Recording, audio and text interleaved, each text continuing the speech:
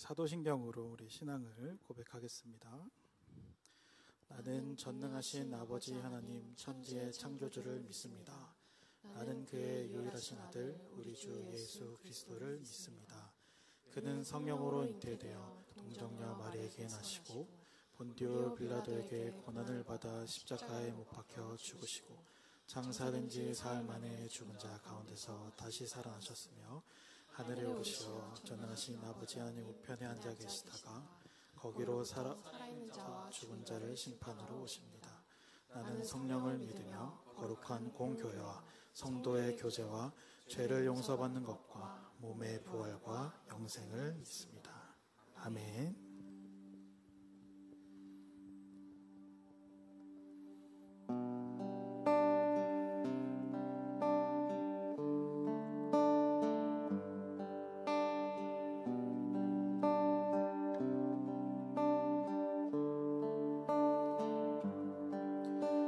아침이 밝아올 때에 찬양의 맘 주시네.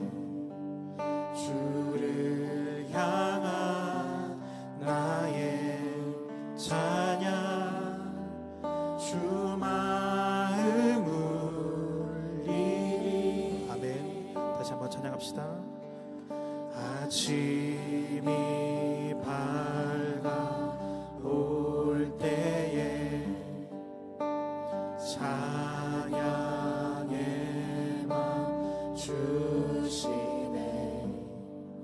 주를 향한 나의 찬양 주 마음 울리네.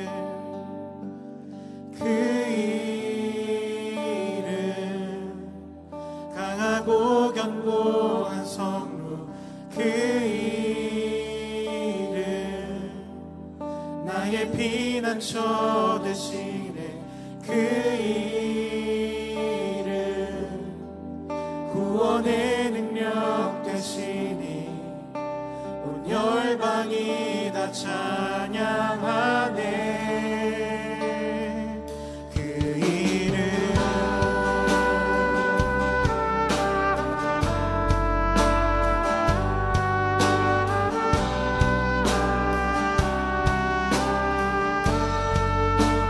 아침이 밝아올 때에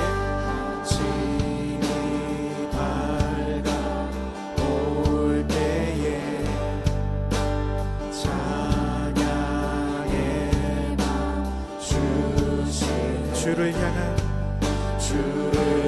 향한 나의 찬양 주 마음 울리리. 아멘. 주의 이름 부를 때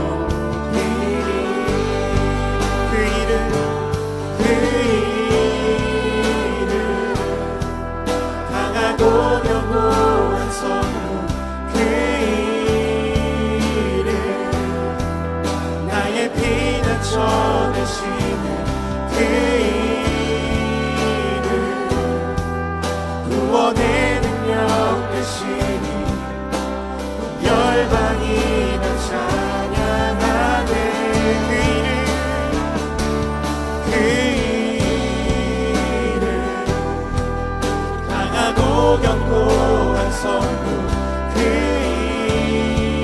이름 나의 피난처 되시네. 그 이름 구원의 능력 되시니 온 열방이 다 찬양하네. 그 이름 우리 각자 고백으로 기도합시다.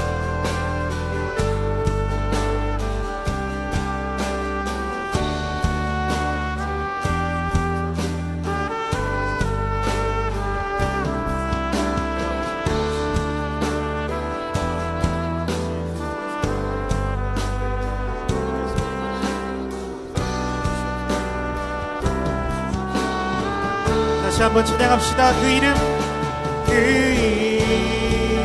이름, 강하고 견고한 성, 그 이름, 나의 피난처 되신 그 이름, 구원의 능력 되시니 온 열방이 다 찬양하네.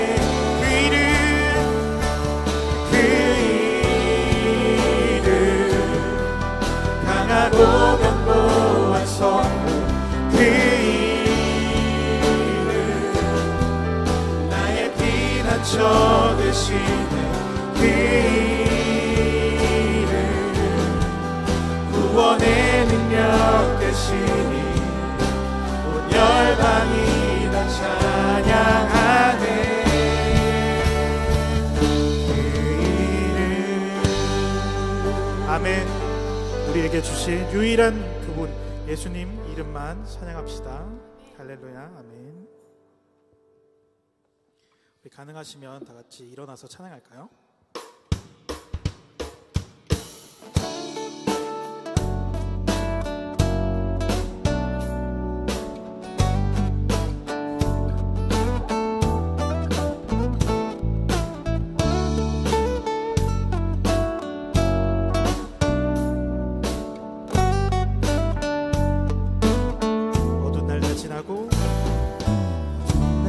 지나고 그가 빛을 발하리.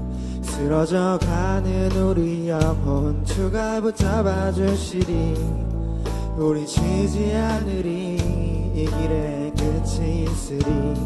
한 걸음 한 걸음 주와 함께 걸으리. 우리의 걸음이 끝나는 그날 매 순간 함께 하시니 우리를 안아주시리. 더 이상 눈물 없으리. 당신의 그 나라 안에서 이제 영원히 주 품 안에서 우리 찬양하겠네.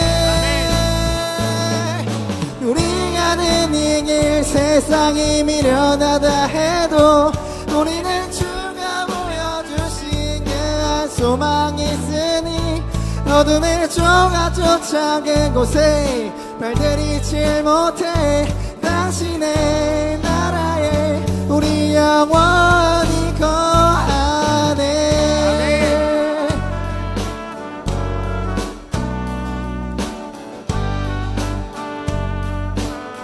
다시 한번 찬양합시다. 어두운 날 다 지나고 그가 빛을 발하니 쓰러져가는 우리 영혼 주가 붙잡아 주시니 우리 쉬지 않으니 이 길에 끝이 있으니 한 걸음 한 걸음 주와 함께 걸으리. 우리의 걸음이 끝나는 그날 매 순간 함께 하시니 우리를 안아주시리. 더 이상 눈물 없으리. 당신의 그 나라 안에서 이제 영원히 주 품 안에서 우리 찬양하겠네. 할렐루야. 우리 가는 이 길 세상이 미련하다 해도 우리는 주가 보여주신 그한 소망이 있으니 어둠의 조각조차 그곳에 발들이지 못해. 당신의 나라에 우리 영원히 우리 가는 이 길 세상이 미련하다 해도 우리는 주가 보여주신 그한 소망이 있으니 어둠의 조각조차 그곳에 발들이지 못해. 당신의 나라에 우리 영원히 거하리.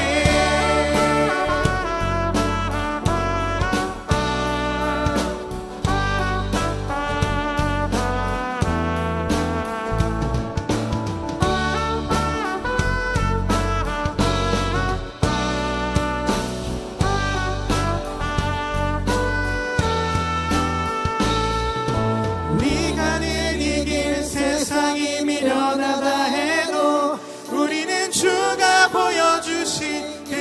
소망이 있으니 어둠의 조각조차 그곳에 발들이지 못해 당신의 나라에 우리 영원히 우리가 내는 길 세상이 미련하다 해도 우리는 주가 보여주신 그한 소망이 있으니 어둠의 조각조차 그곳에 발들이지 못해 당신의 나라에 우리 영원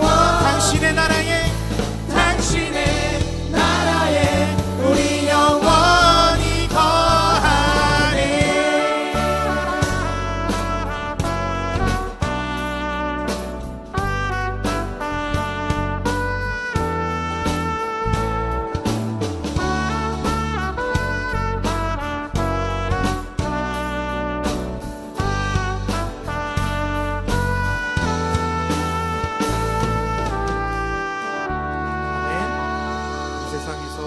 삶이 때로는 지치고 무너지지만 주님을 찬양하며 나아갈 때 우리에게 위로와 평안을 주실 줄 믿습니다.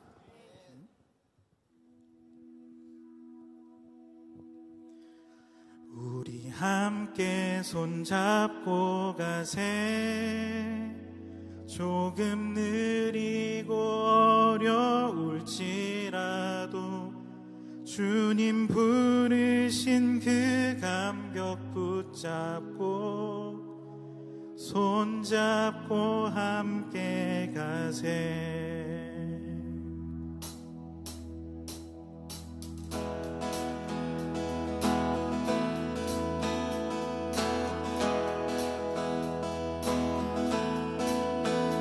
우리 걸어가는 이 길이 결코 처음 밟는 길은 아니야. 수천 년 동안 땅 곳곳에서 주님 따른 흔적이 있으니 우리 걸어가는 이 길이 낯설고 두려워 보일지라도 삶의 무게를 뚫고 흘러들어오는 주님 부활의 생명을 봐. 손잡고 가세. 조금 느리고 어려울지라도 주님 부르신 그 감격 붙잡고 손잡고 함께 가세.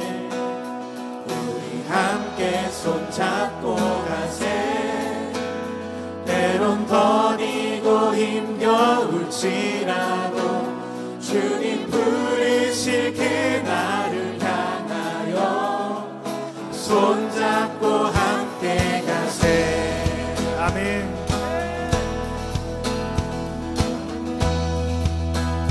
함께 찬양합시다. 우리 걸어가는 이 길 결코 처음 밟는 길은 아니야. 수천 년 동안 온 땅 곳곳에서 주님 따른 흔적이 있으니 우리 걸어가는 이 길이 낯설고 두려워 보일지라도 삶의 무게를 뚫고 흘러들어오는 주님 부활의 생명을 봐. 우리 함께 손잡고 가세. 함께 손잡고 가세. 조금 느리고 어려울지라도 주님 부르신 그 감격 붙잡고 손잡고 함께 가세. 우리 함께 손잡고 가세. 때론 더디고 힘겨울지라도 주님 부르신 그날을 향하여 손잡고 함께 가세.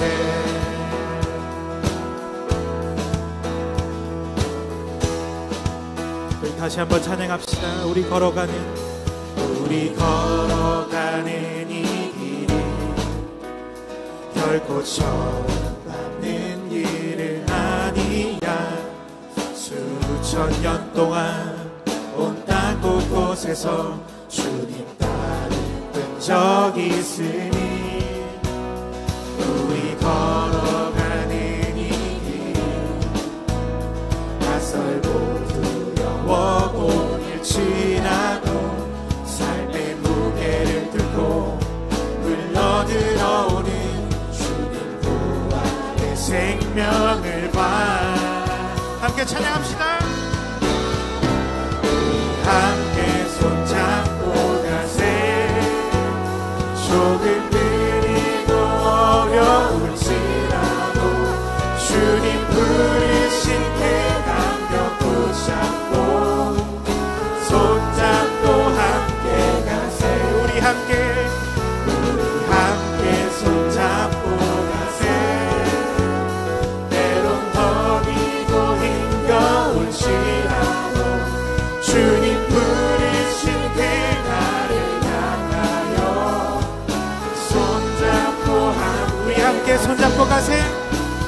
우리 함께 손잡고 가세.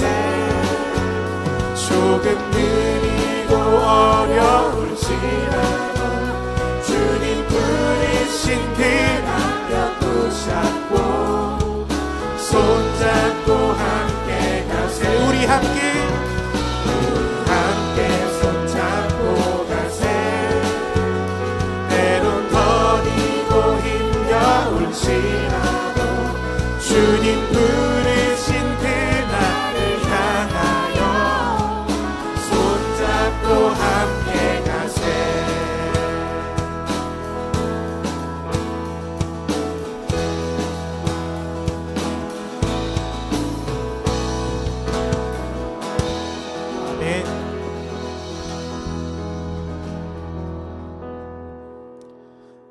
이 시간 우리의 모든 것 되신 주님을 찬양합시다. 주님께 우리의 삶을 드릴 때 주님께서 우리를 온전케 하실 줄 믿습니다.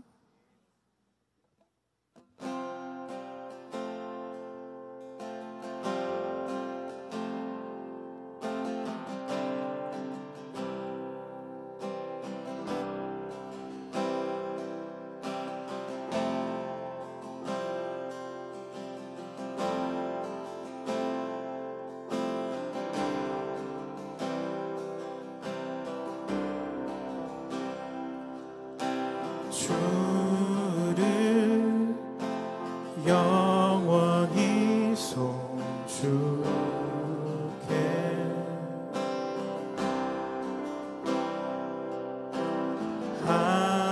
항상 주 의지하리.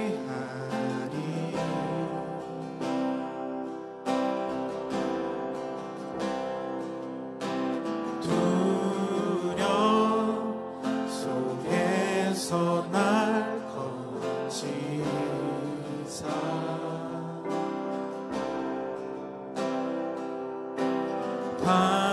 반석 위에 날 세우셨네.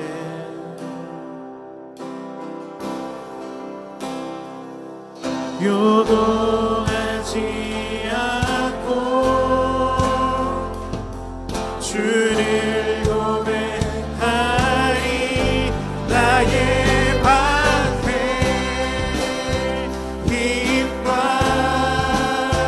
내 기억 구원자 피난처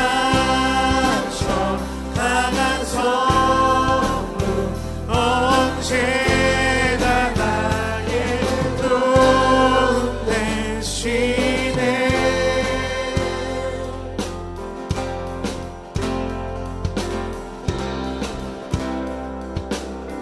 다시 한번 찬양할까요? 주를 영원히 손주게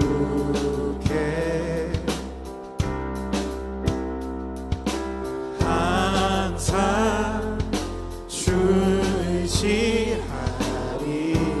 아멘.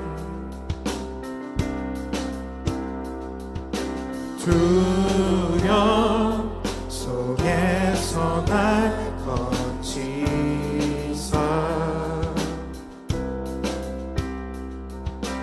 반석 위에 날 세우셨네.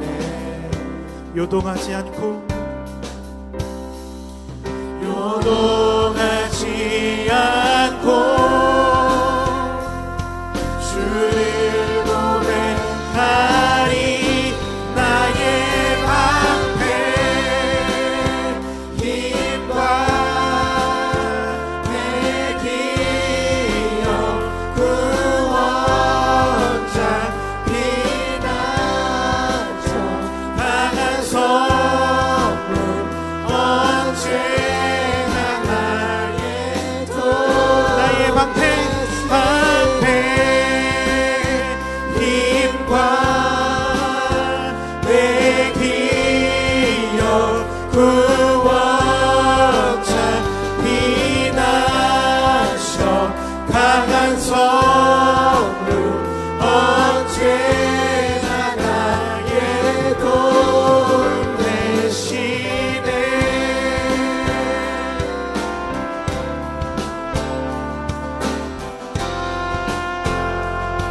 내가 사모할 자의 주, 내가 사모할 자 오직 주. 아멘. 주와 같은 분 없으니 내 기쁨 되시는 내 기쁨 되시는 주를 고백하리. 나의 방패 힘과 내 기억 구원자 피난처 강한 선물 언제나 나의 도. 나의 방패 힘과 내 기억 구원자 피난처 강한 선물 언제나 나의 도. 나의 방패 힘과 내 기억 구원자 피난처 강한 선물 언제나 나의 방패 힘과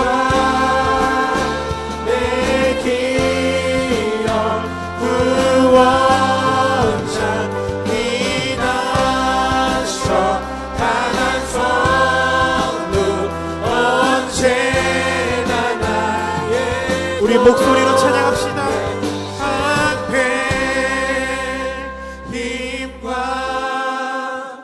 내 기억 구원자 피난처 강한 선물 언제나 나의 돈. 나의 방패 힘과 내 기억 구원자 피난처 강한 선물 언제나 나의 돈. 나의 방패 힘과 내 기억 구원자 피난처 강한 선물 언제나 나의 도움 되시. 우리 이 시간 이 찬양의 고백을 가지고 주시는 마음으로 함께 기도합시다.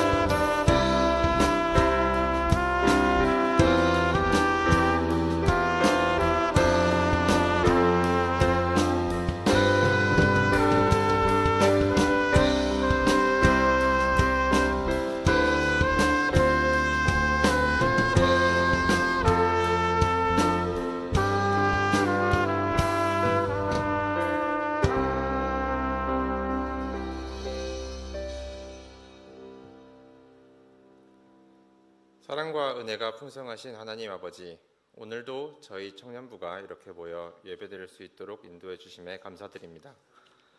우리의 마음과 생각을 주님께 온전히 집중하게 하시고 이 모든 예배의 순서에서 역사하여 주시기를 간구합니다. 주님의 이름을 높이며 찬양합니다. 주님의 크신 사랑과 은혜로 인해 우리가 이 자리에 있을 수 있음을 고백합니다. 우리의 삶 속에서 주님께서 하신 놀라운 일들을 기억합니다. 우리의 찬양을 기쁘게 받아주시고 주님의 임재로 이 예배를 가득히 채워주옵소서. 우리의 삶에 허락하신 모든 것에 감사드립니다. 우리의 건강, 가정, 친구들, 그리고 우리가 속한 이 청년부 공동체를 주셔서 감사합니다. 어려운 상황 속에서도 주님의 인도하심과 보호하심을 느낄 수 있었음을 감사드립니다. 주님의 신실하신 사랑에 항상 감사드리며 모든 상황 속에서 이 마음을 잊지 않게 하여 주옵소서. 우리의 죄와 잘못을 고백합니다. 주님의 뜻을 따르지 못하고 우리의 욕심과 이기심으로 인해 주님께 죄를 지은 모든 것들을 회개합니다. 주님의 자비와 용서하심을 구하며 깨끗한 마음으로 주님 앞에 나아갈 수 있게 해주세요. 이 시간 주님의 말씀을 듣고 깨달음으로 우리의 삶이 변화되고 주님의 사랑과 은혜를 더욱 깊이 체험할 수 있게 하여 주옵소서. 주님, 저희 청년들이 미래에 대한 불안과 두려움 속에서 살아가고 있습니다. 앞으로의 진로, 직장, 결혼 등 여러 가지 문제로 인해 마음이 무겁습니다. 주님께서 우리의 손을 잡아주시고 평안을 주시기를 간구합니다. 가장 어려운 상황 속에서도 주님의 계획하심과 인도하심을 믿고 나아갈 수 있게 우리의 믿음을 더하여 주옵소서. 우리가 주님 안에서 안식과 희망을 찾을 수 있게 해주십시오. 또한 최근에 홍수 피해로 인해 고통받는 많은 사람들을 위해 기도드립니다. 그들의 마음을 위로하시고 필요한 모든 도움과 자원을 허락하여 주시옵소서. 피해를 입은 가정들이 빠르게 회복될 수 있도록 주님의 손길로 붙잡아 주시고 우리 청년부가 그들을 위해 기도하고 도울 수 있는 기회를 주시기를 간구합니다. 모든 말씀 예수님의 거룩하신 이름으로 기도드립니다. 아멘.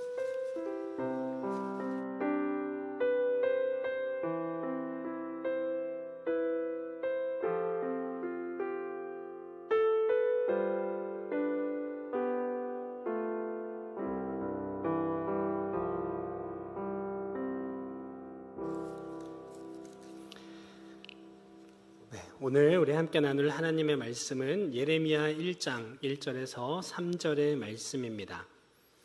예레미야서 1장 1절에서 3절 구약성경 1049면에 있는 말씀을 저와 여러분이 한 절씩, 제가 1절, 여러분이 2절, 우리 3절은 같이 한 목소리로 읽도록 하겠습니다. 제가 먼저 읽겠습니다. 베냐민 땅 아나돗의 제사장들 중 힐기야의 아들 예레미야의 말이라.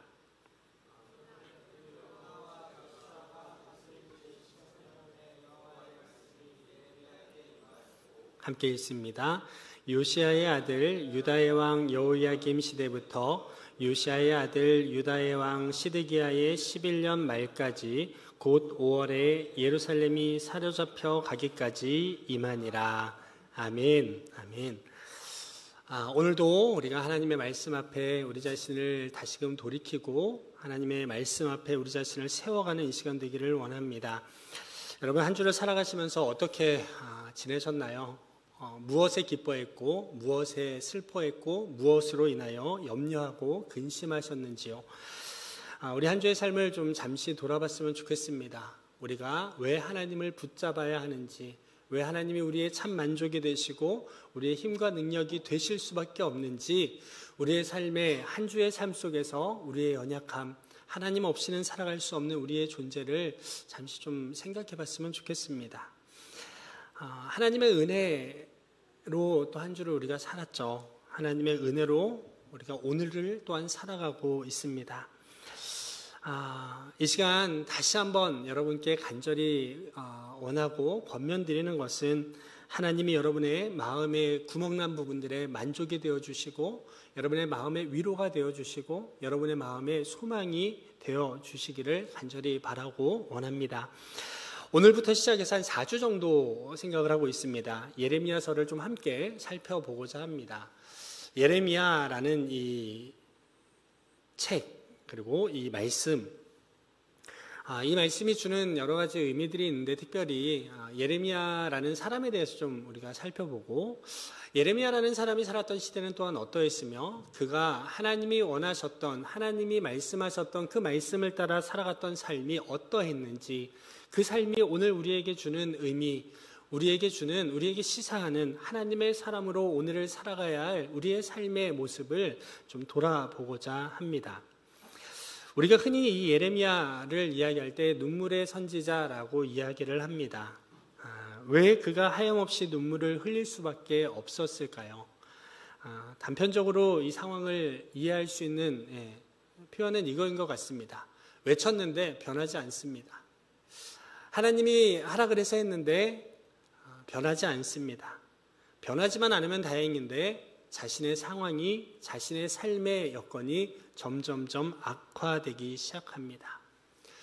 여러분, 혹시 이 선지자들 하면 떠오르는 사람들이 있을 겁니다. 특별히 우리가 선지자라고 했을 때 적어도 하나님의 말씀을 선포했지만 자신이 위기를 당하고 끊임없는 이 지속되는 고난과 역경 속에 이렇게까지 하나님의 사명을 감당해야 되나라고 이렇게 우려하게 되는 선지자들은 거의 없습니다. 반대로 오히려 선지자라고 하면 하나님의 말씀을 선포했고 하나님의 원하심에 역행했던 시대 가운데 하나님의 진리의 말씀, 하나님의 진노하심, 하나님의 심판과 회복을 선포하며 오히려 세상 가운데 하나님의 말씀, 하나님의 뜻, 하나님의 통치와 하나님의 계획을 죄악 가운데 있던 사람들에게 깨닫게 해주었고 그들이 돌이키게 하는 일을 했던 이들이 선지자들이었습니다. 다른 여러 선지자들 중에 특별히 몇 명만 이야기하고 싶은데요. 예컨대 북이스라엘에서 활동했던 선지자, 우리가 잘 알고 있는 예레미야가 아니죠. 엘리야 선지자를 여러분 기억하실 겁니다. 어떤 사람이었습니까? 하나님의 마음, 하나님의 말씀을 선포할 뿐만 아니라 놀라운 기적을 일으킵니다. 우리가 성경에서 볼 수 있는 기적들이 뭐가 있냐면 사르밧에 사는 한 과부의 아들이 죽었는데 살립니다. 이방인 선지자들 850명과 싸워서, 물론 그 싸움은 우리가 생각하는 이 싸움은 아니었죠. 하나님의 불이 임하는지 너희가 믿는 그 신이 정말 너희들의 제단에 불을 내린지 한번 보자 라고 했을 때 이방인 선지자들과 싸워서 능히 믿음으로 승리를 쟁취했던 이 엘리야의 모습을 우리는 또한 생각해 볼 수 있죠. 그의 인생의 끝, 어떤 모습으로 그의 인생이 이렇게 끝이 나냐면요, 회오리 바람을 타고 이렇게 하늘로 올리우는 장면으로 끝납니다. 여러분, 멋지지 않습니까? 하나님을 배역하는, 하나님을 멀리하는, 하나님을 거부하는 세대 가운데 하나님의 말씀을 선포했고 죽은 자를 살리고 또한 이방 선지자들이 아무리 달려와도 겁먹지 않고 살아계신 하나님을 믿기에 그 믿음의 담대함을 가지고 그들과 담대하게 싸워서 하나님이 주시는 승리를 쟁취했습니다. 그리고 그의 제자 엘리사와 함께 이제 베델을 향해 가는 이 길 가운데 하나님이 부르셔서 회오리 바람을 타고 이렇게 하늘로 승천하는 모습으로 마칩니다. 그의 제자 엘리사 역시도 보통 분이 아니었습니다. 이 정도 돼야 이 선지자 아닌가라고 싶을 정도로 독극물이 든 이 물을 어떻게 해야 되는가, 소금을 넣어가지고 이것을 마실 수 있는 샘물로 바꾸는 기적을 일으킵니다. 가난한 한 과부가 있었습니다. 기름이 얼마 없었어요. 그런데 이거 가지고 이제 그냥 요리해. 그러면 이제 하나님 어떻게 채우시는지 보여줄 거야. 한 사람의 이 궁핍한 현실 가운데 하나님이 어떻게 채우시는지를 보여주는 이런 기적을 또 향합니다. 엘리야와 유사한 일이 있었는데 수넴 여인의 한 아들이 죽게 되죠. 그때 마찬가지로 이 아들을 살려냅니다. 물론 이 두 명이지만 대표적으로 이 둘을 봤을 때 선지자라고 했을 때 하나님의 분명한 음성과 하나님의 살아계심을 느끼며 어두워진 세상, 하나님의 뜻을 배쳐가는 세상을 향해 하나님의 말씀을 선포했고 하나님의 능력이 다시금 이 어두운 세상 가운데 소망의 근거로 나타날 수 있는 여러 기적들을 나타냈다라는 것이죠. 그런데 이 예레미야의 모습은 사뭇 이들과 다릅니다. 하나님의 말씀이 임하지만 그 말씀을 전할수록 거절당하고 기적은커녕 한마디 했더니 그냥 죽탱이 한 대 맞습니다. 너 죽는다. 조용해. 가짜 선지자가 나타나서 뭐라 그럽니까? 이 사람 거짓말쟁이입니다. 어디서 이상한 얘기, 여러분 저주하고 여러분의 삶에 아무런 이야기 하는데 하나님 그런 하나님 아닙니다라고 하면서 교묘하게 거짓 선지자들의 모략에 또한 위태로운 상황을 맞이하게 됩니다. 맞으면 맞고 때리면 맞고 마음에 안 들어서 가둬버리면 갇혀버리는 어쩜 이럴 수 있는가라고 생각될 정도로 무기력하게 하나님의 말씀을 전했던 이 예레미야의 모습. 그래서 더욱더 눈물 없이는 하나님의 이 맡겨진 사명을 감당할 수 없었던 이 예레미야의 형편은 아니었을까라는 생각을 해보게 됩니다. 자, 오늘은 그 첫 시작입니다. 1장 1절부터 3절에는 예레미야가 어떠한 사람인지에 대해서 또한 그가 살았던 시대에 대해서 이 예레미야를 처음 시작함에 있어서 어떠한 이 배경 속에 이 예레미야를 통해 하나님이 일하시는가를 우리에게 이야기해 주고 있습니다. 1장 1절의 말씀을 한번 띄워주시면 감사하겠습니다. 자, 여기에는 뭐가 나오냐면요. 예레미야가 베냐민 지파의 땅 아나돗에 살았던 사람이다라는 것, 그리고 예레미야의 아버지가 누구냐? 제사장이었던 힐기야의 아들이었다라는 것도 이야기해주고 있습니다. 그리고 그에게 예레미야의 말이다라고 했는데 우리 2장으로 넘어가면 이제 연결이 됩니다. 하나님의 말씀이 임하게 됩니다. 지금 여기서 예레미야의 말이다라고 이야기하지만 그러한 이 힐기야의 아들 제사장 집안의 한 사람이었던 예레미야, 아나돗 사람이었던 그에게 하나님의 말씀이 임했다. 그래서 그가 이제 말하게 된다라는 걸 이야기합니다. 자, 이제 상황을 좀 더 구체적으로 살펴보도록 하겠습니다. 여러분, 아나돗이라는 땅에 대해서 우리가 좀 생각을 해보죠. 베냐민 지파의 땅 아나돗이라고 이야기를 합니다. 아나돗이라는 이 지역 자체는 이 지도상으로 보면은 예루살렘의 북동쪽에 있습니다. 북동쪽 4km에서 5km 사이 이 정도의 거리에 떨어져 있는 지역이라고 합니다. 원래는 베냐민 지파의 땅이었습니다. 베냐민 지파가 살던 땅이었죠. 여호수아가 각 지파에게 점령한 땅을 나누어 줬을 때 이 땅은 처음에 베냐민 지파가 소유했던 땅이었습니다. 그런데 이후에 제사장을 위한 성읍으로 주어집니다.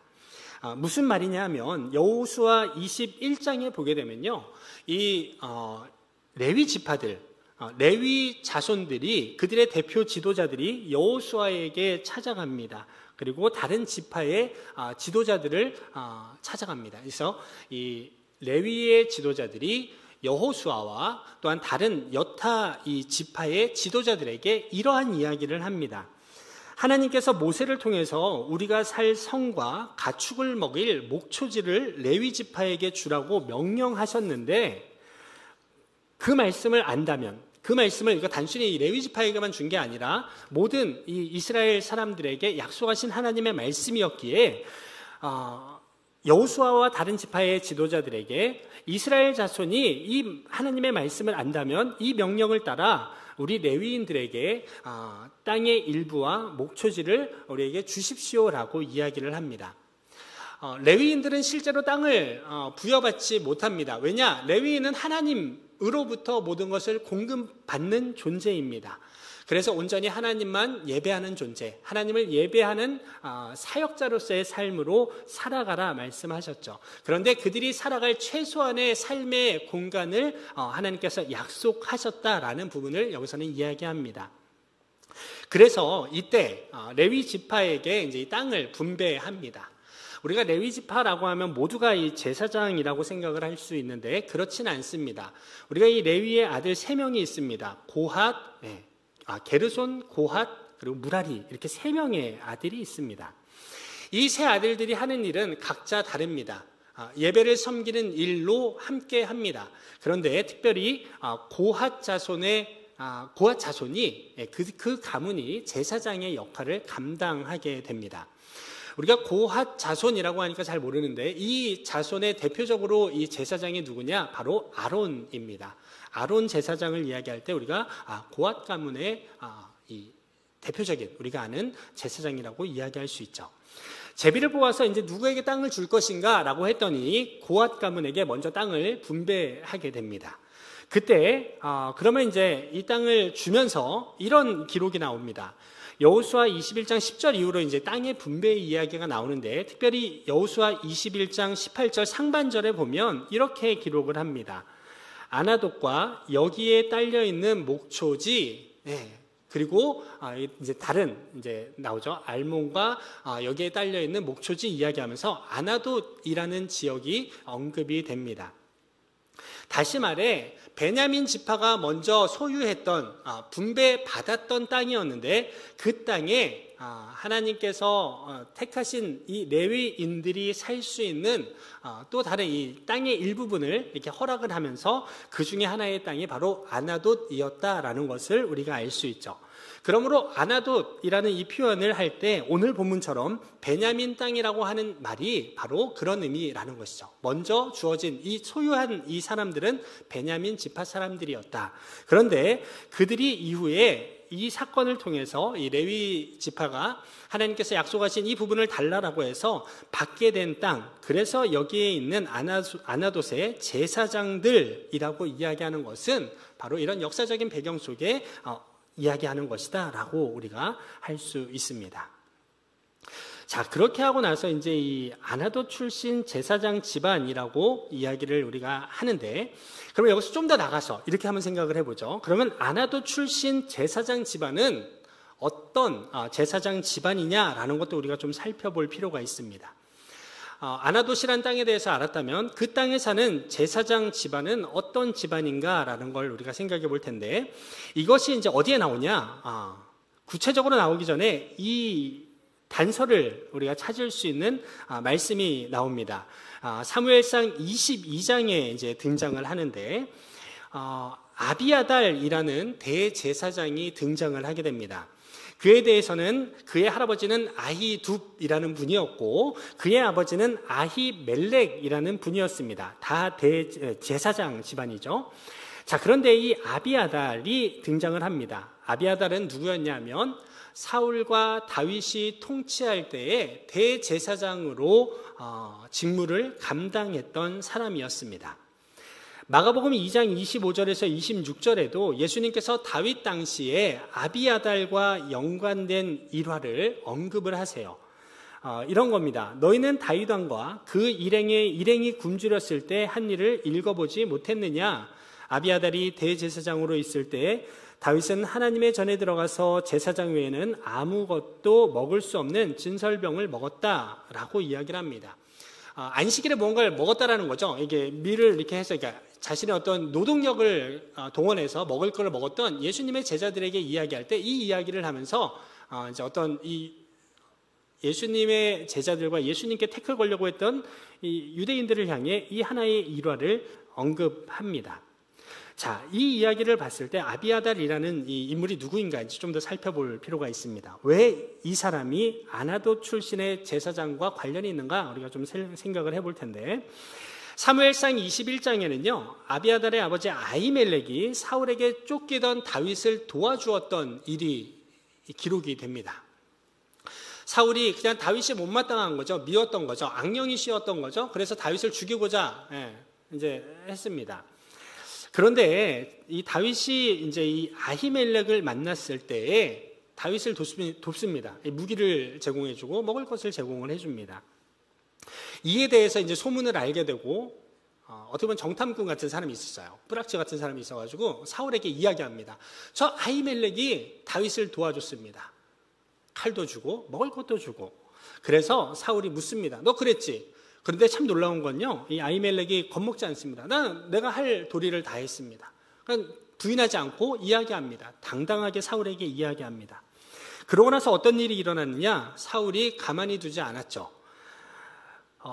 이 어떤 왕이든 제사장을 죽인다라는 것은 쉬운 일이 아닙니다. 하나님이 세운 사람을 죽이는 일이었기 때문이죠. 그런데 다윗을 도왔다라는 이유로 아히멜렉과 그의 친척 일가 85명을 싹 다 죽여버립니다. 제사장 85명 싹 다 죽여버리는 겁니다. 그런데 이때 한 사람이 살아남아서 다윗에게 도망갑니다. 그 사람이 바로 오늘 방금 전에 말씀드린 아비아달이라는 제사장인 것이죠. 자, 그렇게 해서 다윗에게 도망을 가서 이 상황을 다윗은 다 알았으니까 이 아비아달을 극진히 모셨습니다. 그리고 다윗이 왕이 되었을 때에 사독과 함께 공동으로 대제사장의 이 직무를 맡을 수 있도록 했습니다.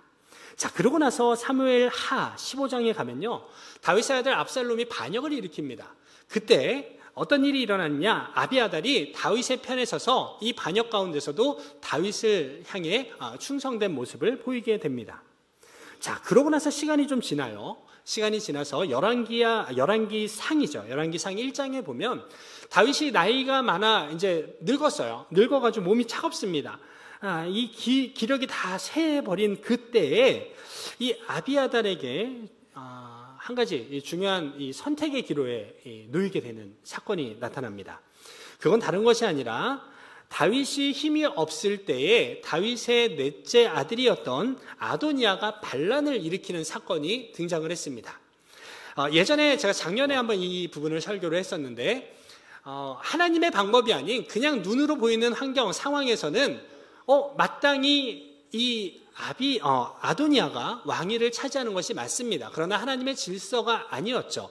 자, 이런 상황 가운데 이 반역 가운데 안타깝게도 아비아달은 다윗의 편이 아닌 아도니아의 편에 서서 이 반란에 동조하게 됩니다. 여러분도 아시다시피 이 반란은 결국 얼마 못 가 마무리가 됩니다. 다윗이 솔로몬을 왕위에 앉혀버리죠. 자, 그러면서 이 반란이 마무리된 다음에 어떤 일이 일어납니까? 이후에 솔로몬이 이제 이 왕이 된 다음에 이제 뭔가 일을 정리해야 되지 않겠습니까? 그러면서 이 솔로몬이 이 아비아달을 이제 처벌할 상황이 찾아옵니다.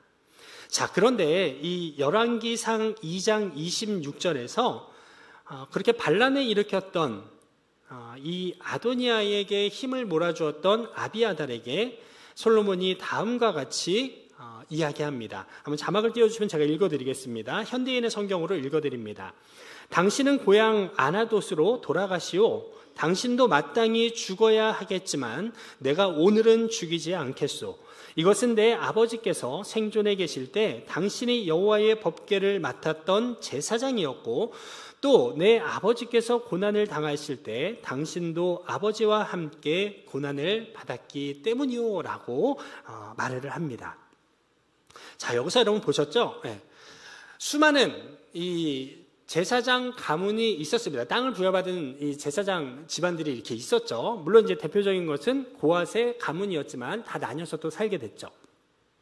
그 중에 아까 말씀드렸다시피 아나돗 출신의 제사장을 그럼 이게 뭐냐라고 할 수 있는데 바로 다윗 당시에 사울과 다윗 당시에 대제사장의 역할을 감당했던 사람 아비아달, 그 사람이 속했던 곳이 바로 그가 살았던 곳이 아나돗이었다라는 것을 우리가 알 수 있습니다. 자, 여기서 이제 또 생각을 해볼 것이 무엇이냐? 그러면 아나돗이라는 지역은 그곳에 있었던 제사장들은 어떠한 사람들이었을까라는 것을 우리가 좀 생각해 볼 필요가 있습니다. 왜냐하면 당시 아비아달이 이렇게 파면 조치를 받게 된 거거든요. 그러니까 더 이상 이제 제사장으로서의 직무를 감당할 수 없습니다. 그래서 다시 너 아나돗으로 돌아가라고 이야기를 합니다. 우리가 이제 읽진 않았는데 요것도 한번 자막으로 띄워주시겠어요? 열왕기상 2장 27절 이 다음 절에 이렇게 이야기를 합니다. 계속해서 이런 이야기를 해요. 그래서 솔로몬은 아비아달을 여호와의 제사장직에서 파면시키고 그를 추방하였다라고 이렇게 2장 27절 상반절에서 이야기를 합니다.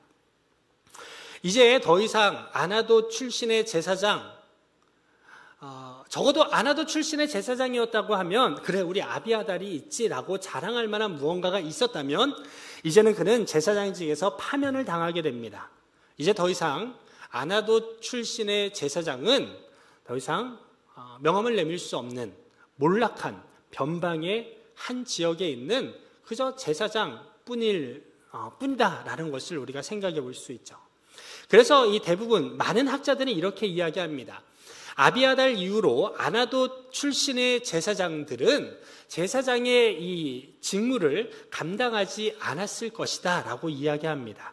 그래서 예레미야 역시 출신은 제사장 출신이지만 제사장으로서의 직무를 감당하지는 않았던 몰락한 제사장의 집안, 가문의 한 사람이었을 것이다 라고 주장을 합니다. 저도 이 주장에 대해서 설득력이 있고 상당히 이것이 좀 더 합리적인 판단이라고 생각을 합니다. 자, 그러한 가운데 이제 예레미야에게 하나님의 말씀이 임하게 된다라고 우리 1장 1절의 말씀 끝부분에 보면 예레미야의 말이다라고 이야기하는 것을 보게 됩니다. 예레미야가 어떤 사람입니까? 결국 쉽게 얘기하면 제사장 출신인데 제사장 출신치고는 내세울 것 하나 없는 그냥 찌그러져 사는 제사장 중에 한 사람이었던 예레미야를 하나님이 택하셨다라는 것을 이야기합니다. 자, 이런 예레미야를 택하셨는데, 자, 이때 당시의 이 역사적인 상황, 당시 이 남유다의 상황을 우리가 좀 살펴볼 필요가 있습니다. 2절의 말씀은 그 당시의 역사적인 상황, 배경을 우리에게 이야기해 주고 있습니다. 2절의 말씀 본문 한번 띄워주시면 감사하겠습니다. 이렇게 기록을 합니다. 아몬의 아들 유다의 왕 요시야가 다스린 지 13년이라고 이야기합니다. 자, 이때가 언제냐? 요시야 왕이 통치했던 요시야 왕의 13년째 되던 이때가 어느 때였냐 하면 그냥 유다가 폭망 직전에 놓인 상황입니다. 본격적으로 쇠락의 길을 가기 시작한 때입니다. 요시야가 원래는 이렇지 않았습니다. 이 13년 전까지만 해도 정말 하나님 보시기에 합당했던 신앙의 개혁을 일으키고 유다의 온전함을 위해서 힘썼던 그런 왕이었습니다. 그런데 이때부터 이제 급격히 정치적인 논리 속에서 또 왕으로서의 어떤 그렇죠. 하나님이 아닌 내가 왕이다라고 생각하니까 이제 그때부터 뭔가 이 남유다에 큰 어려움이 임하게 됩니다. 그러나 우리가 신학적으로 봤을 때 신앙의 눈으로 하나님의 관점으로 봤을 때는 단순히 국력이 쇠해서 유다가 망했던 것은 아닙니다. 그들의 신앙의 중심이 하나님이 아닌 눈에 보이는 현실과 세상의 가치들로 인해서 흔들리고 변질되었기에 하나님은 그에 대해서 그들의 영적 순결함이 다시금 회복되어지고 심판할 뿐만 아니라 회복하실 하나님의 말씀, 하나님의 일하심을 나타내기 위해 이때에 예레미야를 들어 사용하셨다라는 것을 생각해 볼 수 있습니다. 참 그렇습니다. 이게 좀 뭐라 그래야 될까요? 하나님이 이왕이면 이럴 때 좀 번들어지는 좀 이렇게 반짝반짝 빛날 수 있는 제사장 집안의 사람을 좀 쓰시지 하필이면 이 어려운 시기 하나님께서는 왜 이러한 몰락한 제사장 집안에 예레미야를 들어 쓰시는가? 둘 다 암울합니다. 제사장이라고 뽑았는데 이런 집안의 제사장 그리고 당시의 상황은 너무나도 어려운 상황이었던 것이죠. 자, 그러면서 3절에 보게 되면 3절의 본문도 한번 띄워주시기 바랍니다. 요시야 왕 13년부터요. 여기 뒤에 끝부분에 보면 시드기야 11년 말까지라고 기록이 되어 있습니다. 요시야 왕 13년부터 시드기야 이 11년까지의 이 연도수를 보면 약 40년 6개월 정도가 나와요. 그래서 이 40년 정도의 이 시간 동안 유다가 철저히 망하는 이 상황이 나타납니다. 그 모든 시간 가운데 예레미야가 하나님의 말씀을 전했다라는 것이죠. 이 역사적인 배경 그리고 이 예레미야의 출신 배경을 안다면 예레미야의 처음부터 이 내용은 말 그대로 소망보다는 하나님 무슨 일 하실 것인가에 대한 의문이나 혹은 하나님 왜? 라는 이런 질문이 들게 됩니다. 하나님께서는 결국 예레미야를 통해서 이제 일을 하시는데 이 첫 출발이 이렇다라는 것이죠. 이제 우리가 앞으로 3주 더 이 말씀을 보게 될 겁니다. 예레미야를 통해 하나님은 무엇을 하셨는가? 하나님은 왜 예레미야를 택하셨는가? 하나님은 이러한 무기력하고 눈물 흘리는 이 자를 통해서 무엇을 하고 싶으셨을까? 우리가 계속해서 함께 살펴볼 것입니다. 마지막으로 오늘 본문에 이어지는 5절에서 10절의 말씀을 쉬운 성경으로 읽고 말씀을 마치도록 하겠습니다. 여러분 말씀이 좀 길어서 좀 잘 안 보이실 수도 있고 집중이 안 될 수도 있겠지만 그래도 입으로 한번 같이 조용히 함께 읊조리면서 이 말씀들을 함께 읽기 원합니다. 함께 읽습니다. 나는 너를 내 어미 뱃속에서 만들기 전부터 알았고 내가 태어나기도 전에 너를 거룩하게 구별하여 여러 나라에 보낼 예언자로 세웠다. 내가 대답하였다. 주 여호와여 보십시오. 저는 너무 어려서 말할 줄을 모릅니다. 그러나 여호와께서 나에게 말씀하셨다. 너는 아이 같다고 말하지 마라. 내가 너를 누구에게 보내든지 너는 가고 내게 무슨 말을 명하든지 그대로 전하여라. 그들을 두려워하지 마라. 내가 너와 함께하여 너를 구해주겠다. 그런 뒤에 여호와께서는 손을 뻗쳐 내 입에 대시고 말씀하셨다. 보아라, 이제 내 말을 내 입에 두겠다. 내가 오늘 너를 온 나라와 민족들 위에 세워 내가 그들을 뽑으며 허물며 멸망시키며 무너뜨리며 세우며 심게 하겠다. 아멘. 이 암울한 배경 속에 하나님은 소망의 말씀, 능력의 말씀, 내가 아니라 예레미야 너가 아니라 내가 이제부터 일할 거야 라고 말씀하십니다. 오늘을 살아가는 청년 여러분, 십자가의 구원의 은혜가 오늘 우리의 삶에 걸맞는 은혜의 옷으로 여러분에게 다가오고 있으신가요? 나는 구원받은 하나님의 자녀야 라고 자신 있게 말할 수 있으신가요? 우리의 믿음이 아침 안개와 같이 스쳐 지나가는 너무나도 짧은 인생의 안녕만을 구하는 그런 오늘 우리의 나약한 모습은 아닌지 잠시 좀 돌아보게 됩니다. 여러분, 우리의 신앙은 결코 우리 개인의 안녕과 안전과 우리의 삶의 단편적인 행복만을 위한 것이 아님을 기억하셨으면 합니다. 하나님 우리를 부르십니다. 우리를 하나님의 자녀로 택하심은 우리를 구원하시기 위함이지만 동시에 구원받은 자들을 통해 아직도 구원받아야 할 자들을 향해 하나님의 구원의 일에 동참시키시기 위해 우리를 구원하셨고 그 일에 오늘도 우리를 부르신다라는 것을 기억하시기 바랍니다. 우리의 삶의 행복을 위해 우리가 살아가는 것이 아니라 우리를 구원하신 하나님의 완전하신 그 구원이 이루어지는 날까지 우리를 그 구원하심에 동참시키시기 원하시는 그 하나님의 부르심에 우리를 오늘도 초대하고 부르고 계시다라는 것입니다. 예레미야를 향한 하나님의 말씀이었지만 동시에 우리의 믿음 없음 앞에 우리의 타락한 무너져버린 삶의 자리 앞에 내가 어떻게 하나님의 부르심 앞에 내가 합당하게 나갈 수 있을까요? 의문하는 혹 먼저 무너져서 아무런 소망도 발견하지 못하는 우리에게 하나님 예레미야에게 말씀하셨듯이 우리에게도 말씀하십니다. 내가 한다라는 겁니다. 내가 하는 것을 보라는 것입니다. 그러므로 여러분, 우리가 예레미야를 보면서 특별히 오늘 말씀을 통해서 하나님 오늘 우리를 부르신다라는 그 음성 앞에 여러분 우리 자신을 다시금 솔직하게 돌아보고 나는 그 음성 앞에 어떻게 반응하는 사람인가? 오늘 나는 하나님의 그 분명하신 음성 앞에 거룩한 부담감을 갖기보다 나의 인생의 단편적인 기쁨과 즐거움을 위해 살아가는 존재는 아닌지 냉철하게 돌아보고 하나님 앞에 우리의 무너진 모습을 다시금 고백하며 우리를 살아가게 하시는 분명한 이유 앞에 부끄럽지 않게 살아갈 수 있도록 그 부르심에 합당한 삶을 살게 해달라고 주님의 은혜와 주님의 도우심과 말씀의 능력과 하나님의 살아계신 구원의 일하심이 우리의 삶을 통해 온전히 나타나기를 다시금 구하고 믿음의 결단으로 나아가는 여러분의 한 주의 삶이 되기를 간절히 바라고 소망합니다. 이 시간 함께 우리 찬양하도록 하겠습니다. 이 시간 함께 찬양할 때 하나님 우리를 부르신 하나님의 그 부르심 결코 후회하심이 없는 부르심임을 믿습니다. 우리는 작고 연약하지만 하나님 왜 우리를 부르셔서 우리를 통해 무엇을 할 수 있으실까 의문하고 걱정하지만 그러나 하나님 우리의 삶을 통해 하나님의 완전하신 계획을 이루어 가실 것을 신뢰하며 이 시간 함께 찬양하며 나아가겠습니다.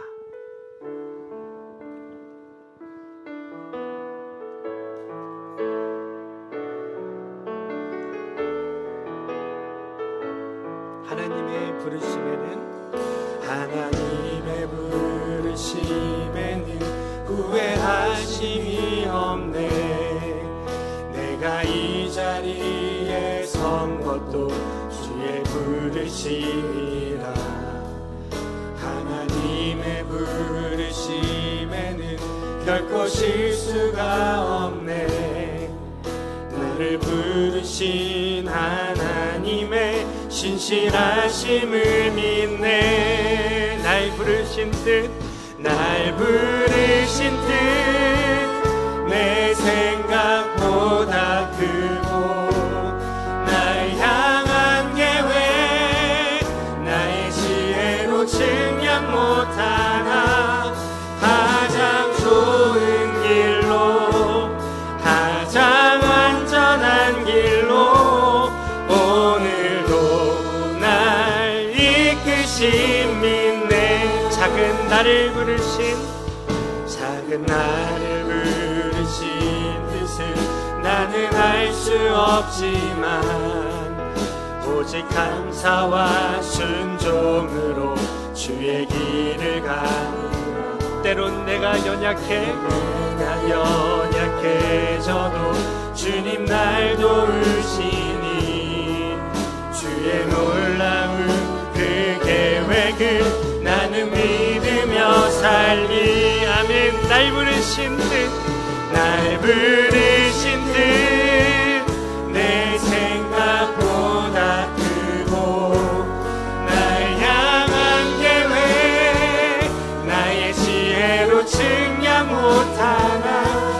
가장 좋은 길로, 가장 완전한 길로 오늘도 날 이끄신, 날 부르신 뜻, 내 생각보다 크고 날 부르신 뜻, 내 생각보다 크고 날 향한 계획, 나의 지혜로 측량 못하나. 가장 좋은 길로, 가장 완전한 길로 오늘도 날 이끄신 믿네. 이 시간 우리 두 가지 기도 제목으로 기도하기 원합니다. 오늘 우리를 부르시는 하나님의 음성 듣기를 원합니다. 우리가 오늘을 살아가는 이유, 단순히 우리가 숨쉬며 살아가는 동안에 기쁘고 행복하고 우리의 삶에 꿈꾸는 것이 이루어지는 것, 그것을 위해 주님 우리를 창조하시고 구원하시고 우리를 오늘까지 인도하심이 아님을 여러분 다시금 깨달아하는 은혜를 달라고 기도하시기 원합니다.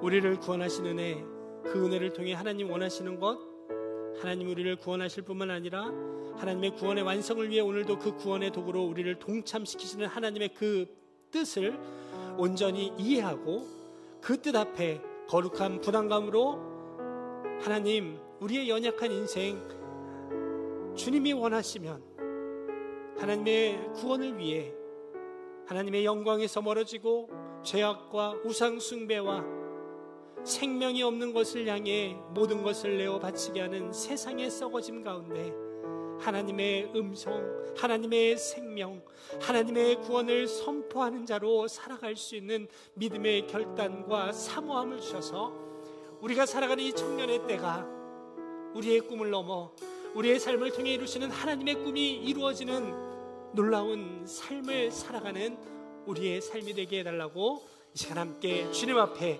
간절히 기도하며 나아가겠습니다. 하나님, 이 시간 주님 앞에 간절히 기도합니다. 오늘 살아가는 우리는 무엇을 위해 살아가고 오늘 우리에게 하나님을 믿는다라는 이 믿음은 무엇을 위한 믿음인지 이 시간 돌아봅니다. 우리의 삶의 안녕과 나의 삶의 목적과 꿈을 위하여 하나님을 이용하고 하나님은 그저 나의 삶의 단편적인 행복과 기쁨을 위하여 나의 삶을 인도하시고 나의 삶을 채우시고 나의 삶에 복주시는 하나님인가? 하나님, 우리의 이러한 생각들이 다시금 예레미야를 부르신 하나님의 계획과 하나님의 일하심과 하나님의 부르심 앞에 하나님 오늘 우리의 생각들을 다시금 돌아봅니다. 하나님, 간절히 원합니다. 우리를 향한 하나님의 온전하신 뜻, 우리를 부르신 하나님의 분명하신 뜻을 하나님 우리가 기록되어진 말씀을 통해 다시금 깨닫기 원합니다.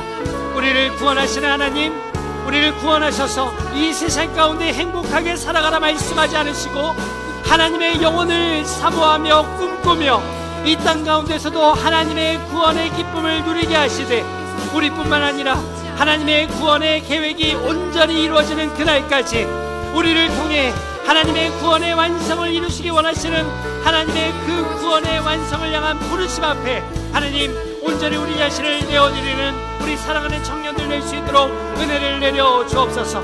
우리의 삶에 참된 것, 우리의 삶에 영원한 것, 우리의 삶을 온전히 만족하게 하는 것, 그것이 바로 하나님 안에 있음을 깨달아 알게 하여 주옵소서.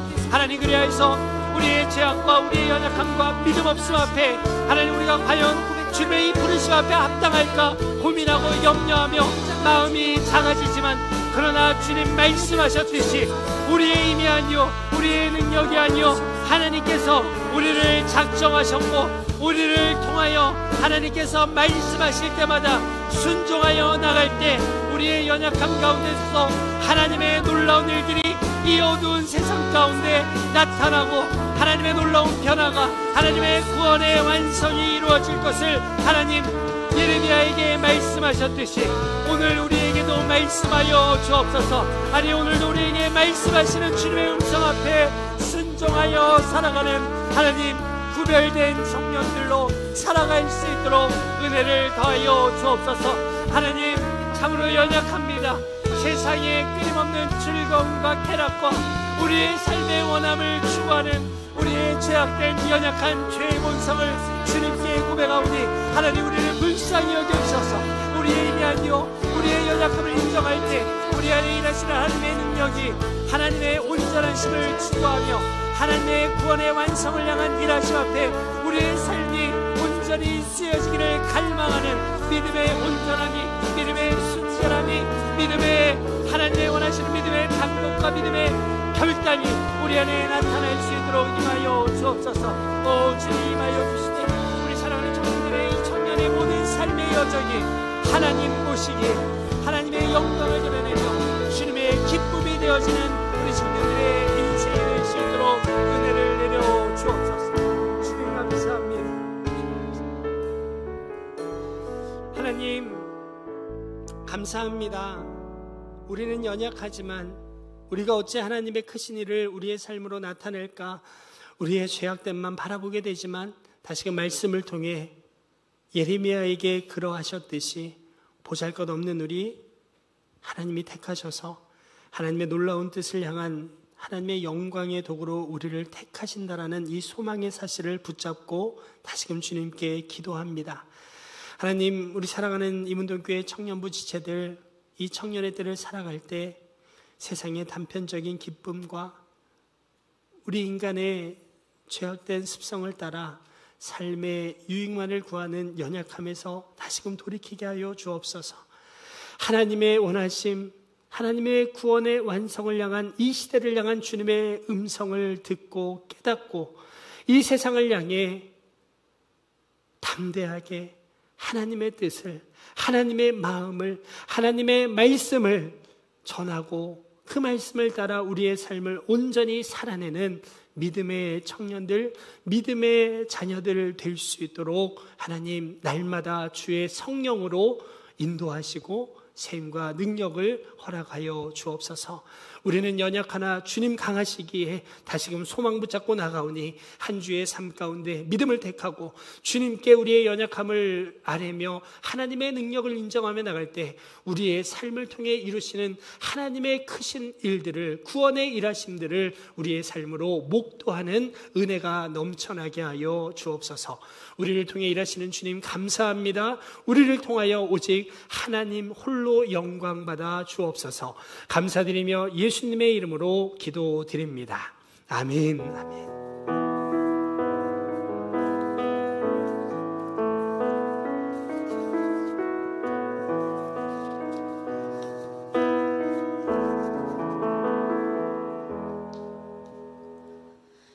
안녕하세요. 갈렙 총무 정예은입니다. 광고 드리도록 하겠습니다. 오늘도 하나님의 은혜로 함께 예배드렸습니다. 예배 자리 나온 서로를 축복하는 시간 갖도록 하겠습니다.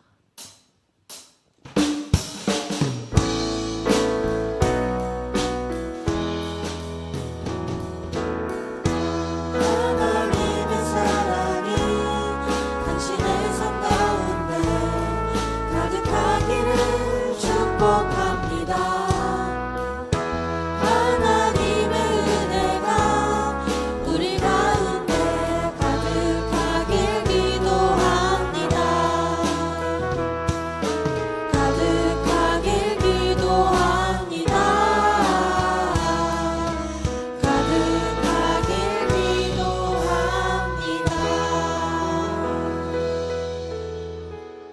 임운동교회 청년부는 매주 기쁘게 캠페인을 지키고 있습니다. 하나님이 기쁘게 받으실 예배를 기쁜 마음으로 기대하고 준비하는 청년부가 되길 축복합니다.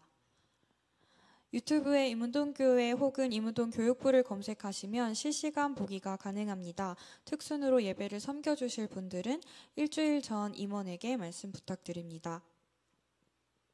금일 및 다음 주 2부 모임은 팀 모임으로 진행됩니다. 많은 참여 부탁드립니다.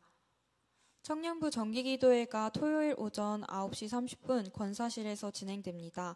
매주 같은 곳에서 여러분을 기다리고 있습니다. 많은 참여 부탁드립니다. 앞쪽에 있는 QR코드가 주보 뒷면에도 있거든요. 한번 스캔하셔서 같이 들으시면 좋을 것 같아요. 8월 22일 목요일부터 24일 금요일 가평 장충당 성결교회 수양관에서 2박 3일 동안 복음이란 무엇인가라는 주제로 수련회가 진행됩니다. 지금쯤 QR 스캔해서 보고 계실 텐데 보신 분들은 아시겠지만 지인을 수련회에 데려오시면 특별한 혜택이 준비되어 있습니다. QR에서 자세한 내용은 확인 부탁드립니다. 저희 수련회 기도로 다 같이 준비하기 위해 릴레이 기도표 만들었습니다. 끝나고 돌아가시는 길 본당 뒤 빈칸에 이름을 적어주시면 감사하겠습니다. 거창하지 않고 1분만 시간 내서 작성해 주시면 저희가 까먹지 않도록 카톡으로 순서 안내드릴 예정입니다. 다 같이 수련회를 기도로 준비하는 청년부가 되길 소망합니다. 청년부 예배 장소가 변경될 예정입니다. 예정 시기는 8월부터 12월 동안 4개월이고요. 장소는 반대쪽에 보이시는 건물 교육관 5층 초등부실에서 진행될 예정입니다. 더 자세한 내용은 앞으로 추후 결정되는 대로 광고 드리도록 하겠습니다. 박예현 형제가 이틀 뒤에 입대할 예정입니다. 다 같이 하나님께서 당신을 위해 찬양으로 파송의 찬양 드리도록 하겠습니다.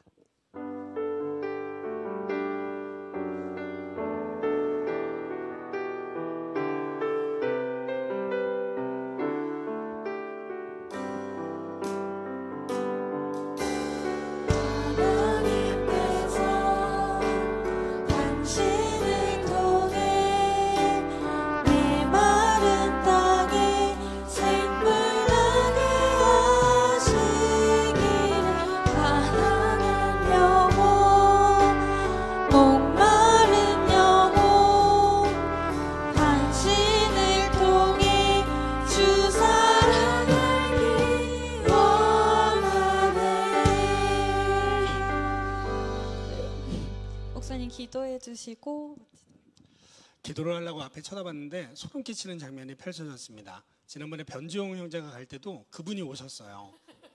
기억나십니까? 근데 그분이 또 저 위에서 손을 뻗어서 너도 와 이렇게 하면서 물귀신처럼 저 위에 계셨는데 이렇게 두 명이 갈 때마다 승도 형제가 와가지고 마치 저승사자처럼 와서 너도 일로 와라 라고 하는 것처럼 이렇게 인사를 해주네요. 고맙습니다. 자, 우리 승도 잘 다녀오세요. 자, 우리 기도하겠습니다. 하느님, 우리 의연 형제 믿음의 귀한 공동체에서 믿음의 여정을 살아내다가 또 주님 보내시는 군대로 우리가 우리 임운동교회 청년부에서 파송합니다.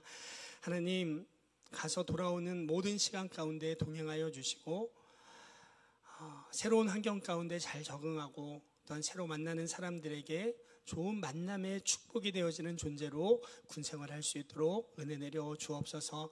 또한 하나님, 함께 예배하는 이들, 예배하는 공동체도 허락해 주셔서 믿음 안에서 하나님이 군생활 가운데 지켜주셨다라고 돌아가서 간증할 수 있는 아름다운 믿음의 추억들도 허락하여 주옵소서.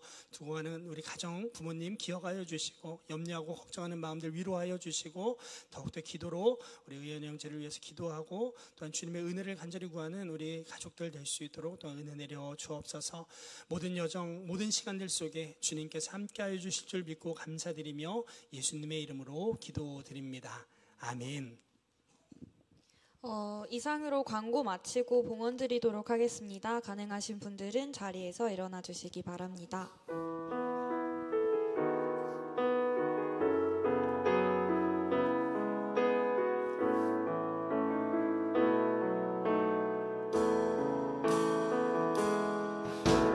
너희의 십자가에서 깨뜨리신 사랑, 오늘도 그 사랑 안에 거합니다. 주님의 생명 내 안에 있고, 주님의 사랑 날 강권하니, 나 오늘도 주께 내 삶을 깨뜨립니다. 노주여 내 삶을 깨뜨립니다. 주 머리 위에 묻습니다. 내 모든 삶과 생명을 주님 얻으소서. 노주여 내 삶을 깨뜨립니다. 주 머리 위에 묻습니다. 주님께라면 아깝지 않습니다. 주님께라면 아깝지 않습니다. 사랑하는 하나님, 감사합니다.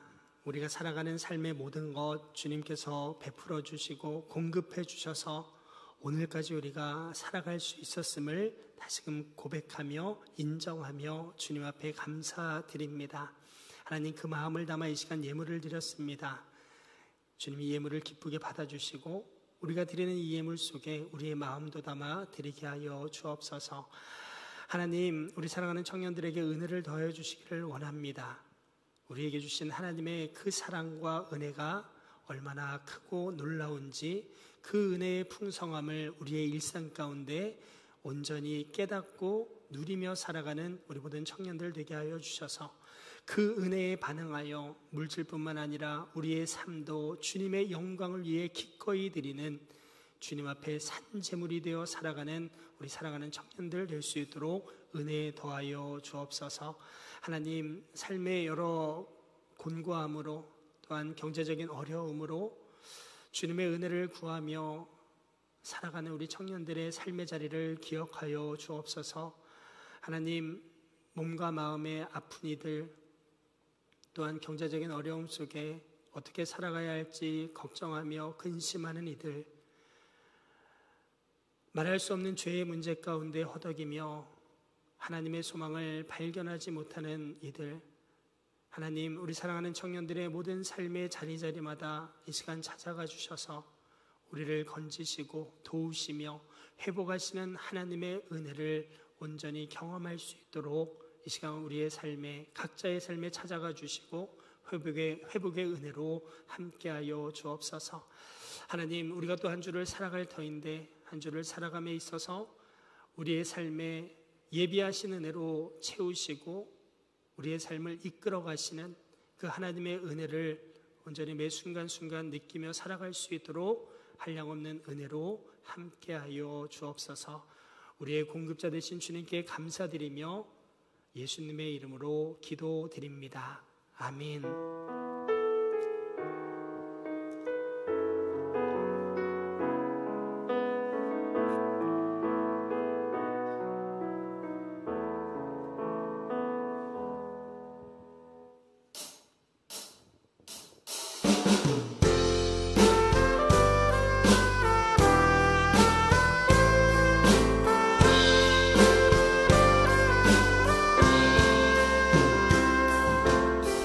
오직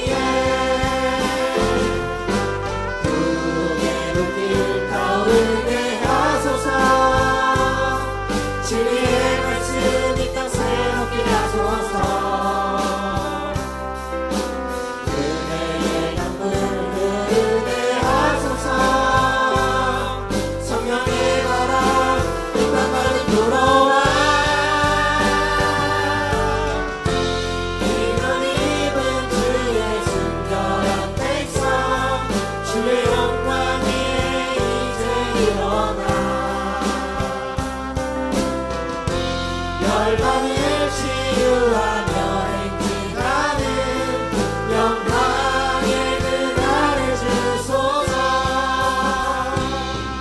영광의 그날을 주소서.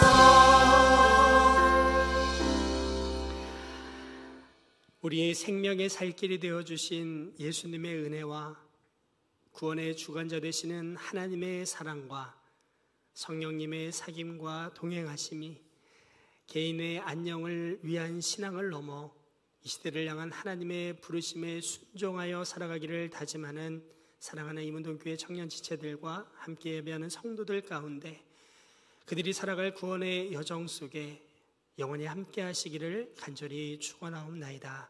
아멘.